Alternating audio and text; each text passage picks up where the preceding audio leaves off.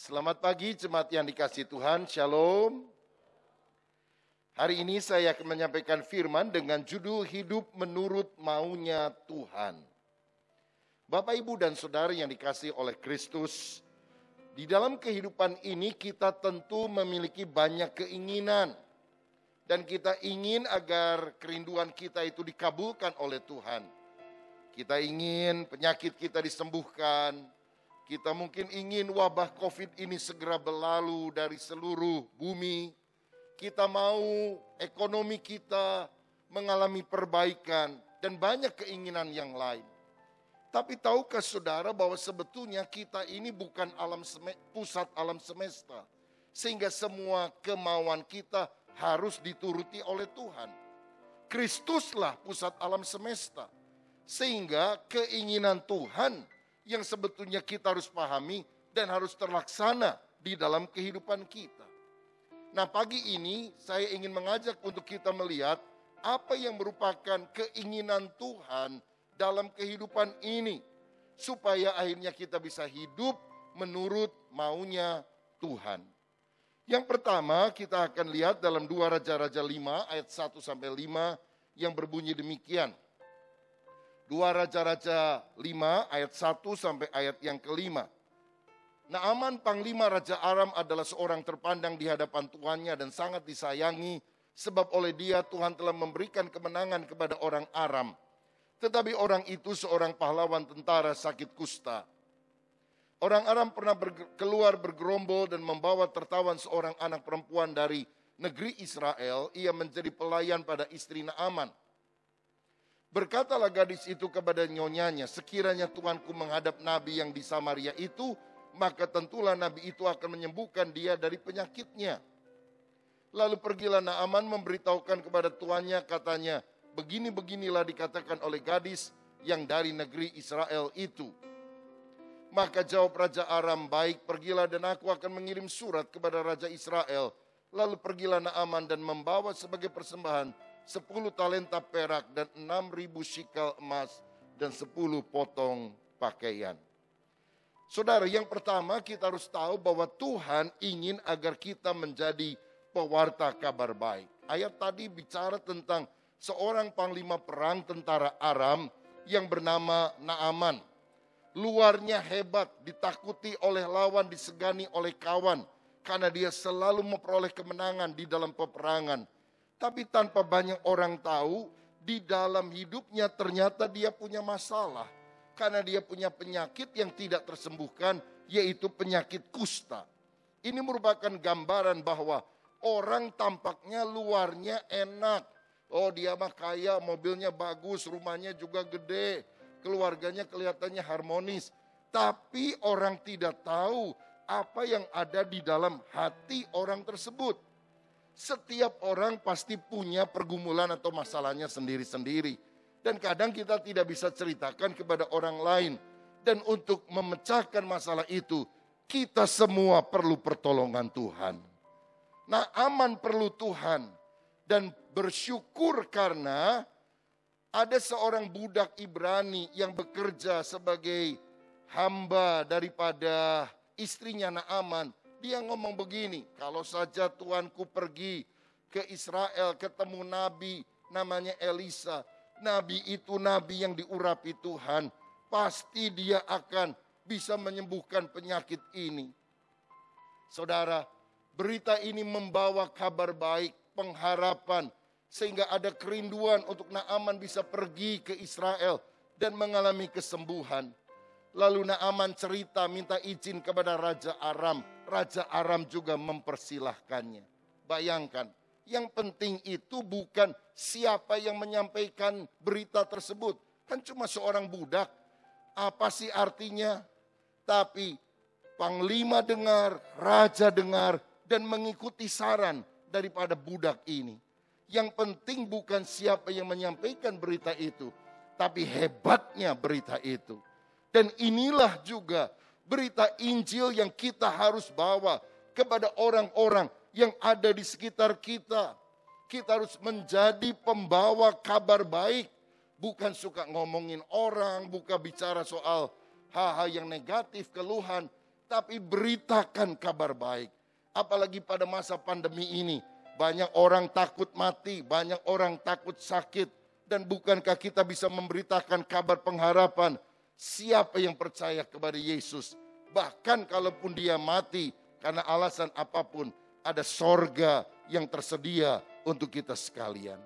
Saudara, mari kita menjadi pewarta kabar baik.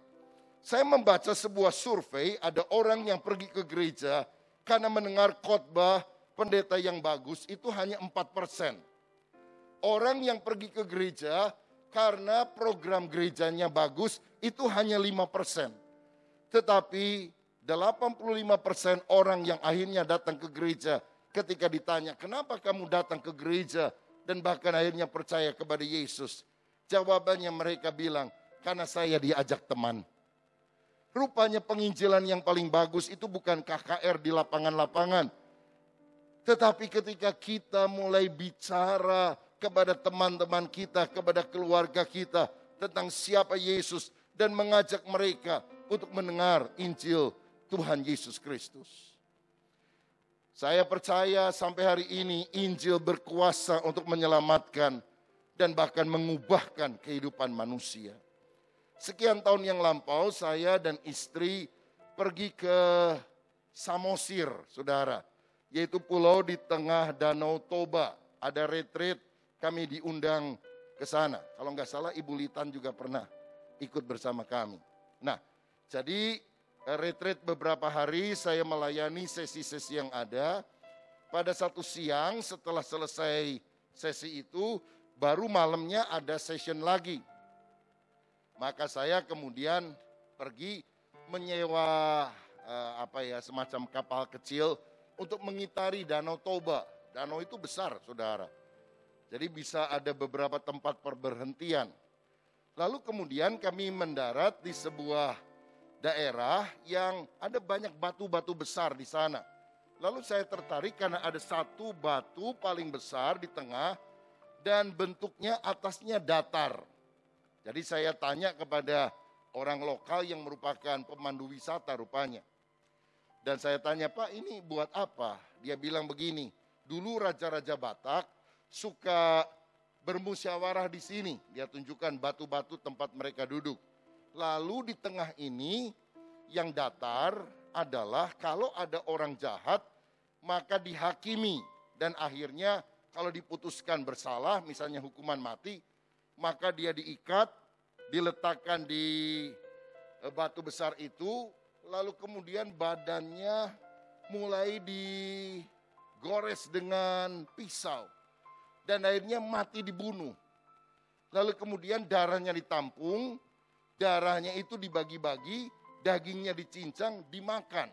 Darahnya diminum. Ngeri sekali saya pikir. Lalu saya tanya, kenapa kok ada budaya makan daging dan darah orang ini? Karena mereka percaya bahwa kekuatan supranatural mereka masing-masing akan jauh lebih hebat kalau mereka makan darah dan daging manusia. Mendengar itu ngeri juga. Jadi saya tanya, kalau sekarang masih seperti itu enggak? Lah jangan-jangan kita lagi ngobrol-ngobrol ditangkap orang lalu dimakan lagi saudara. Dia bilang, enggak Pak, jangan takut.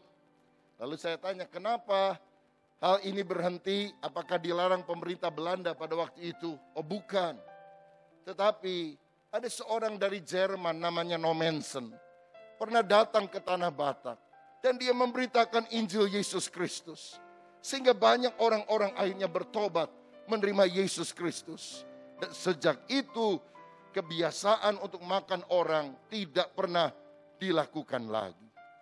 Betapa luar biasanya. Ada satu orang dari Jerman menjadi rasul di Tanah Batak. Dan sekarang ini jutaan orang Batak mengenal Yesus sebagai Tuhan dan Juru Selamat. Saya percaya kabar baik juga harus kita beritakan. Gak usahlah pergi ke tempat yang jauh, ke Papua, ke Tanah Batak. Di lingkungan kita dulu saja. Suami menangkan istrinya, istri menangkan suaminya. Orang tua menangkan anak-anakmu.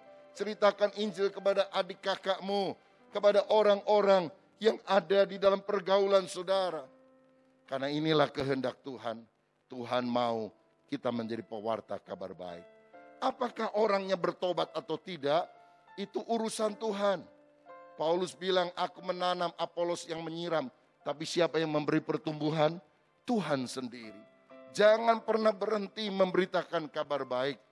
Sebab kadang kita memberitakan kabar baik. Dan orang itu kelihatannya tidak bertobat. Tapi 10-15 tahun kemudian kita ketemu. Dia sudah dijamah Tuhan melalui cara Tuhan yang ajaib. Saudaraku, ini kehendak Tuhan.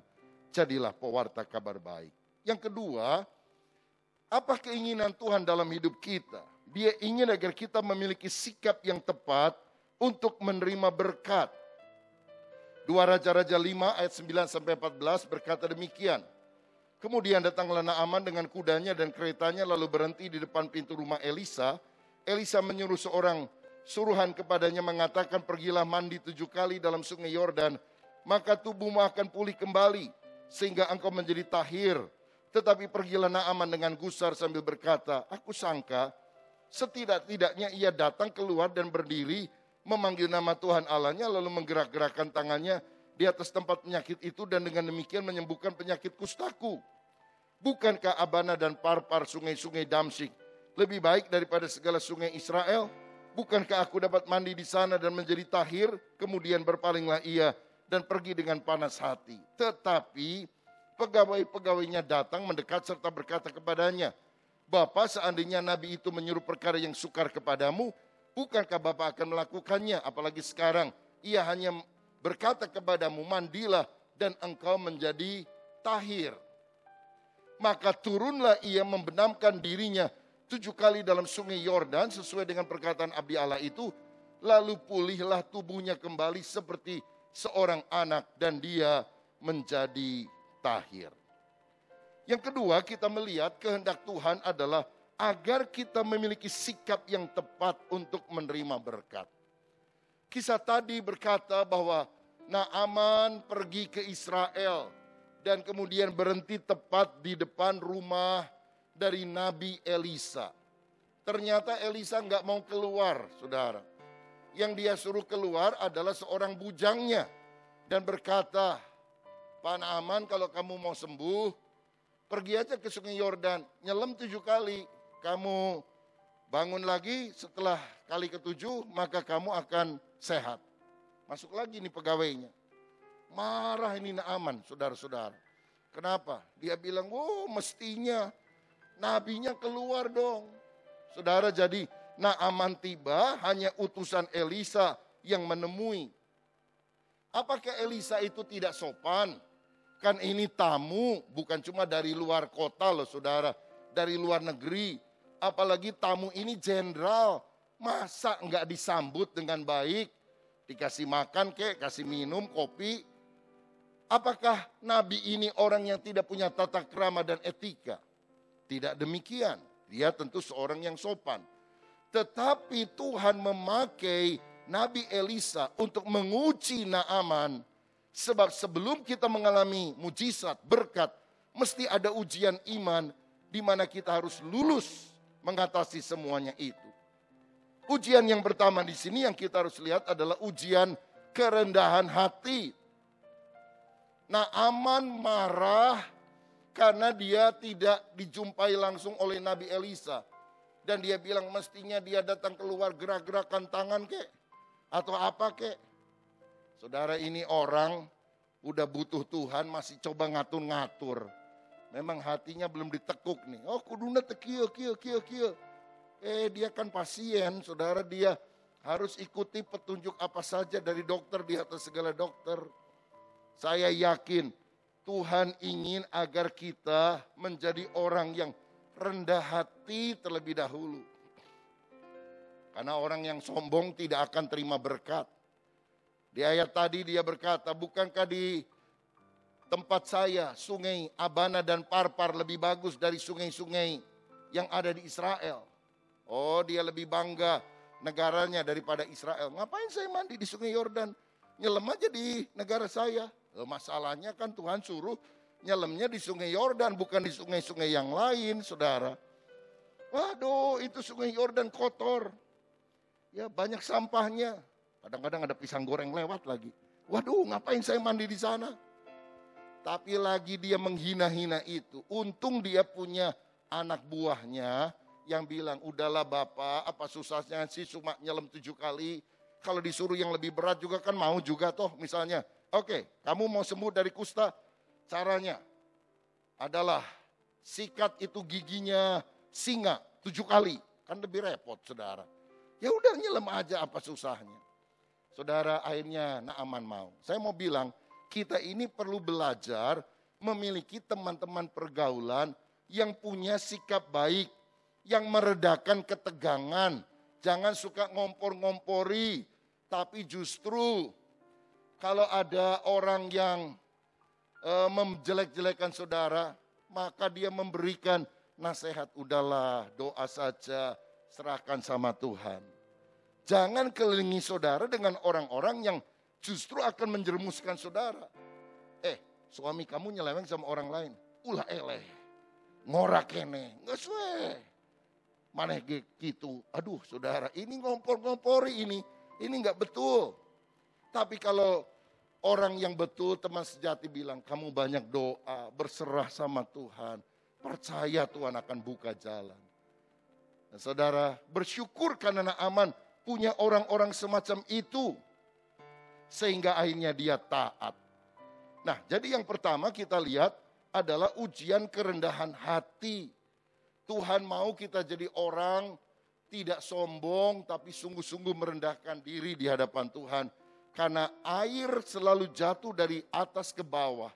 Berkat Tuhan selalu mengalir dari tempat tinggi ke tempat yang rendah. Berbahagialah orang yang rendah hatinya. Karena mereka akan memiliki bumi. Yang kedua saya melihat di sini adalah ujian ketaatan. Saudara. Ujian ketaatan. Ujian ketaatan adalah ketika dia menyelam 7 kali di sungai Yordan. Pertanyaannya. Kalau dia nyelam sekali, sembuh atau enggak? Kalau 3 kali, sembuh atau tidak? Kenapa harus 7 kali nyelamnya? Ada orang bilang 7 itu angka sempurna, angka 7. Ya penafsirannya macam-macam. Tapi buat saya simpel saja. Kenapa Naaman nyelam 7 kali? Karena Tuhan kasih perintah, dia nyelam 7 kali, saudara. Kalau Tuhan suruh 3 kali, ya 3 kali. Kalau Tuhan suruh 10 kali, ya 10 kali. Jadi apa saja yang Tuhan suruhkan, masuk akal, enggak masuk akal, taati saja. Dalam Alkitab itu ada perintah yang kelihatannya masuk akal, ada kelihatan perintah yang tampaknya enggak masuk akal. Tapi apapun perintah Tuhan jangan semuanya dimasukin akal. Tuhan tidak menentang logika, tapi dia melampaui logika kita. Jadi apapun yang diperintahkan, mari kita belajar taat. Saya percaya rumus ini, ketaatan mendatangkan berkat. Tetapi ketidaktaatan mengundang kutuk di dalam kehidupan kita. Petrus pernah menjala ikan sepanjang malam, nggak dapat apa-apa. Tapi waktu Yesus meminjam perahunya, dan kemudian setelah itu dia berkata, tolakkan perahumu ke tempat dalam, tebarkan jalamu untuk menangkap ikan. Ketika dia taat, dia mendapatkan ikan yang sangat banyak, sehingga dia bisa berbagi kepada orang-orang yang lain. Sampai hari ini saya percaya, ketaatan mengandung berkat, ketidaktaatan mengundang kutuk di dalam kehidupan kita. Apapun yang Alkitab katakan, apapun yang hamba Tuhan sampaikan melalui khotbah-khotbah yang selaras dengan firman Tuhan, biar kita taat. Karena ketaatan mendatangkan berkat Tuhan dalam kehidupan kita. Saya teringat satu kali ada seorang anak yang bilang gini sama papahnya, "Papa, saya kan udah gede, izinkan saya naik mobil." Papanya bilang, "Kamu belum punya SIM, kamu bikin SIM dulu. Tapi ada syarat yang lebih papa mau, yaitu kamu harus cukur rambutmu yang gondrong, baru kamu boleh naik mobil." Anaknya bukannya pergi ke tukang cukur, malah masuk kamar bawa Alkitab besar, dan dia bilang, "Papa, saya baca di Alkitab, ada seorang yang diurapi Tuhan justru karena gondrong, namanya adalah Simson." Dan papa lihat ada kalender di tembok rumah kita, gambar Yesus sedang berdoa, rambutnya juga panjang tuh. Jadi rasanya nggak ada hubungan antara gondrong dengan naik mobil. Jadi tolong Pak, mana kunci mobilnya? saya mau naik mobil. Papanya bingung karena anaknya main ayat. Tapi papanya penuh hikmat, dia bilang, hebat kamu nak. Rupanya teladan kamu tokoh-tokoh Alkitab. Seperti Simpson dan Yesus, luar biasa. Dan papa juga baca Alkitab. Dan papa lihat, kemanapun Simpson pergi, dia selalu jalan kaki. Yesus juga gak pernah naik mobil. Paling banter naik keledai. Jadi karena kamu gak mau nurut, udah gak usah naik mobil, jalan kaki saja.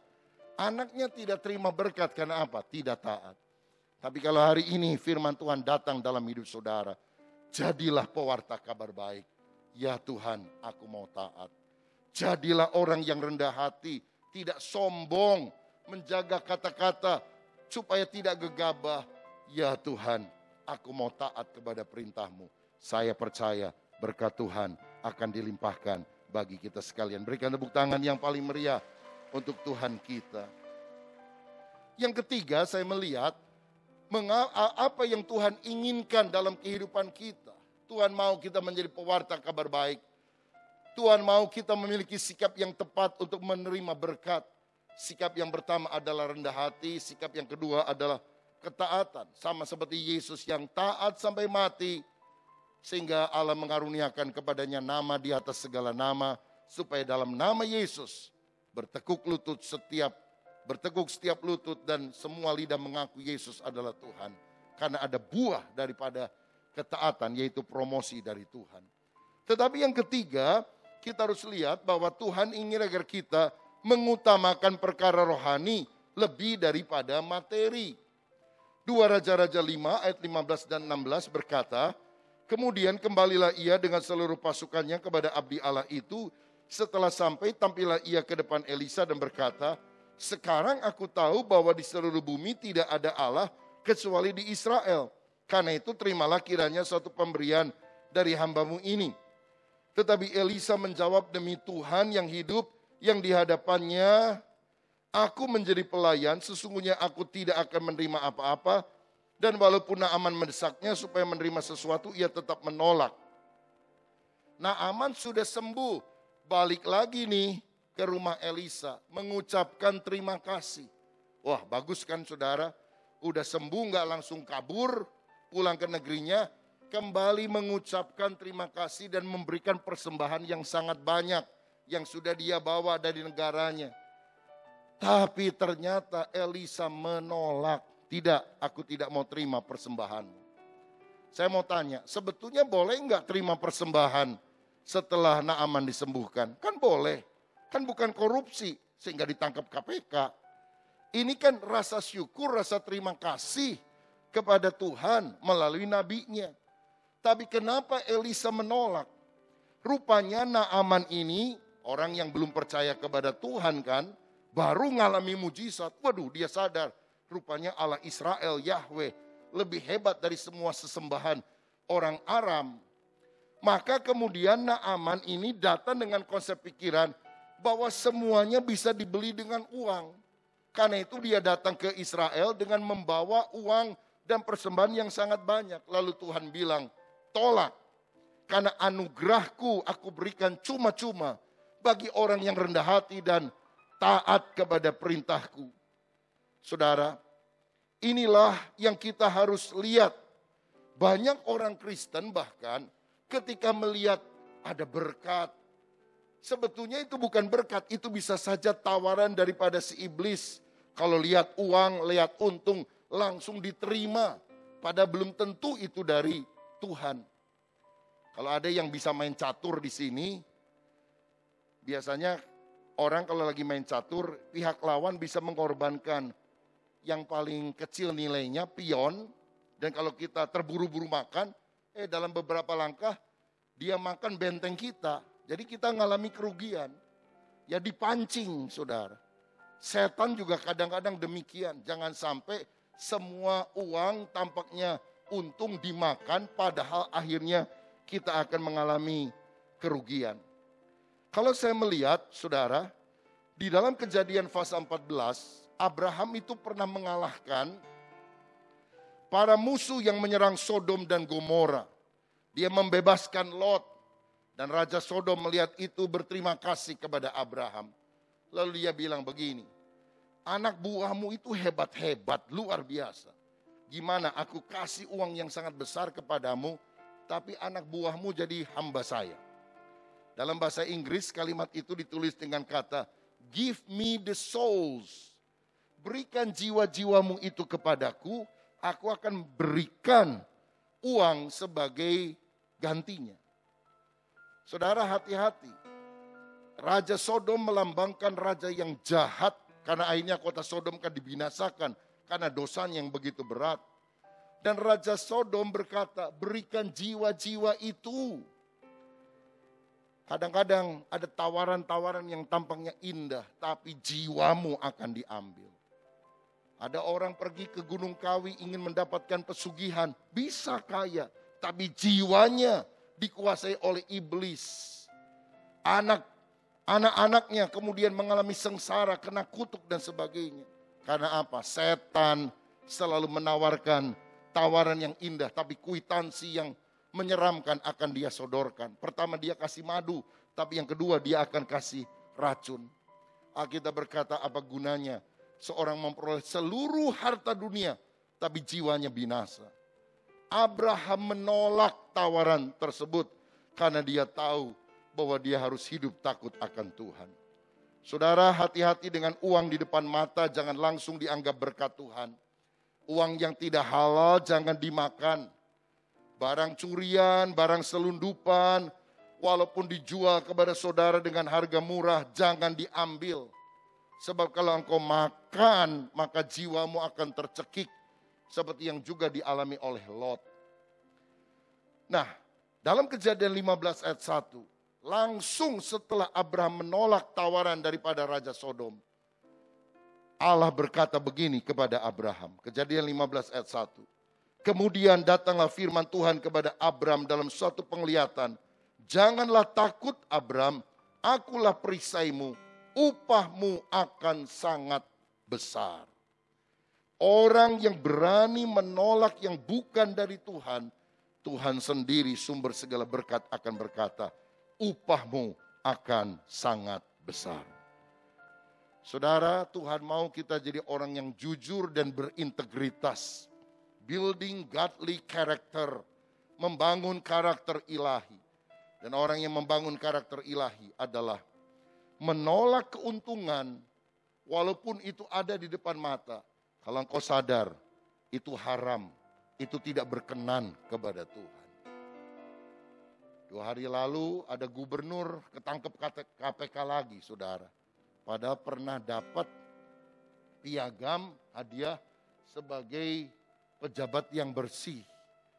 Waduh, hati-hati saudara, karena tawaran duniawi itu begitu luar biasa. Tapi kalau kita takut akan Tuhan, Tuhan bilang upahmu akan sangat besar. Siapa yang percaya? Kalau kita takut kepada Tuhan, berkat yang besar Tuhan akan limpahkan kepada kita. Berikan kemuliaan untuk Tuhan kita. Jadi kalau saudara sudah punya rencana, rencanamu gagal, jangan nyesel. Tuhan menyiapkan yang jauh lebih indah.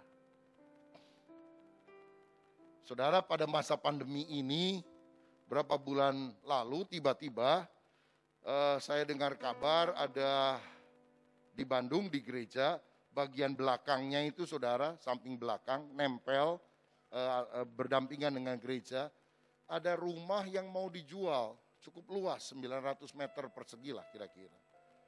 Wah, jadi saya minta seorang pengurus untuk negosiasi. Berkali-kali negosiasi, kelihatannya alot. Tapi akhirnya ada harganya sudah mulai dekat gitu. Dan orang itu bilang, ya saya pikir ya nanti saya kasih kabar. 3 mingguan gak ada kabar. Jadi saya mengingatkan pengurus kita, tolong ditanya lagi dong, udah 3 minggu gak ada kabar, jadi atau enggak? Jadi dihubungin lagi. Ternyata orang itu bilang, aduh maaf ya udah dijual sama orang lain. Wah saudara, yang ngurus bilang gimana sih? Kita nunggu-nunggu kok dijual sama orang lain. Cuma selisih beberapa puluh juta saudara. Aduh dengar itu saya agak kecewa terus terang. Karena saya pikir karena itu nempel dengan gereja walaupun bagian samping belakang, itu bisa untuk perluasan kelas-kelas sekolah minggu, saudara. Tapi akhirnya nggak bisa karena kebeli sama orang lain. Ya saya tidur nggak nyenyak mungkin 1-2 malam lah saudara. Aduh rasanya nyesel. Kenapa ya? Mungkin terlalu lambat, kurang proaktif, aduh berkecamuk.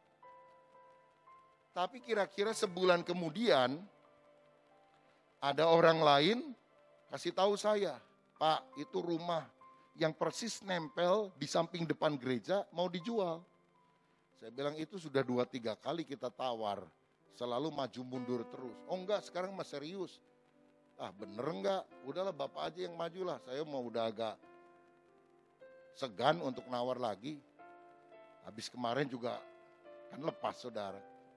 Dia urus-urus, orangnya mau. Jadi berapa minggu lalu kita deal untuk pembayaran bulan depan rumah itu akan menjadi milik daripada gereja kita. Saya belajar di sini satu hal. Berikan tepuk tangan dulu untuk Tuhan. Saya belajar satu hal di sini. Kita mau ambil yang belakang, batal.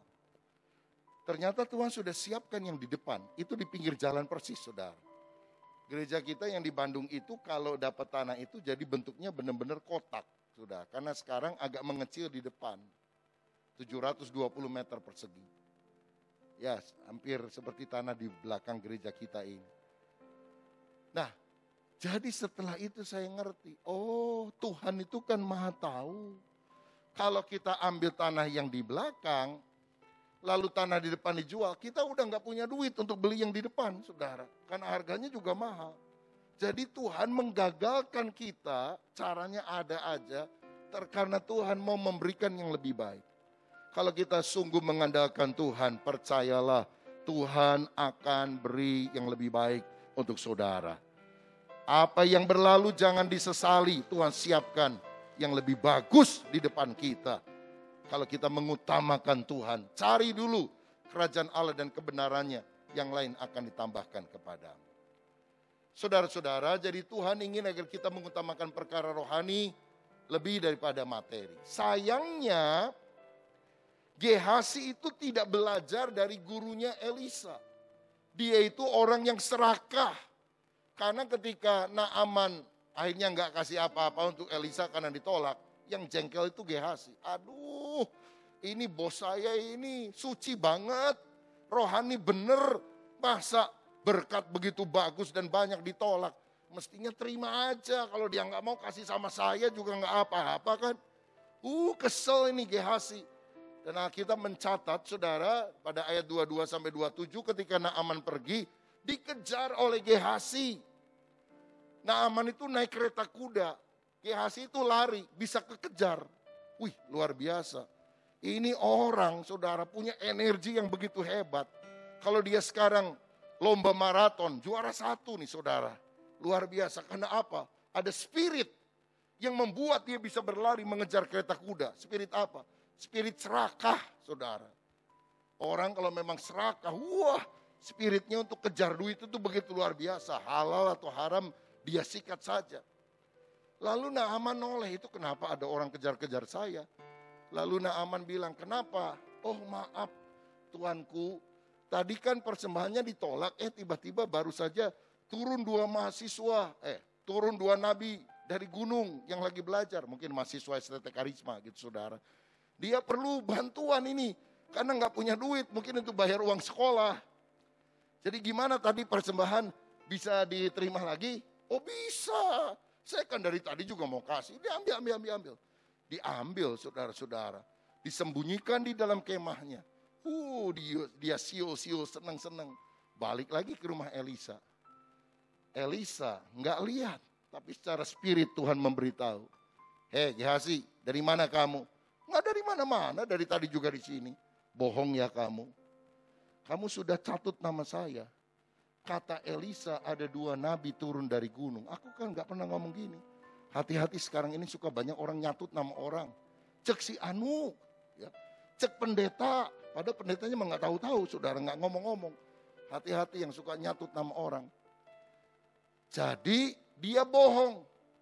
Lalu Elisa bilang, bohong kamu. Kamu kan terima. Itu uang dari Naaman. Sekarang kamu kaya.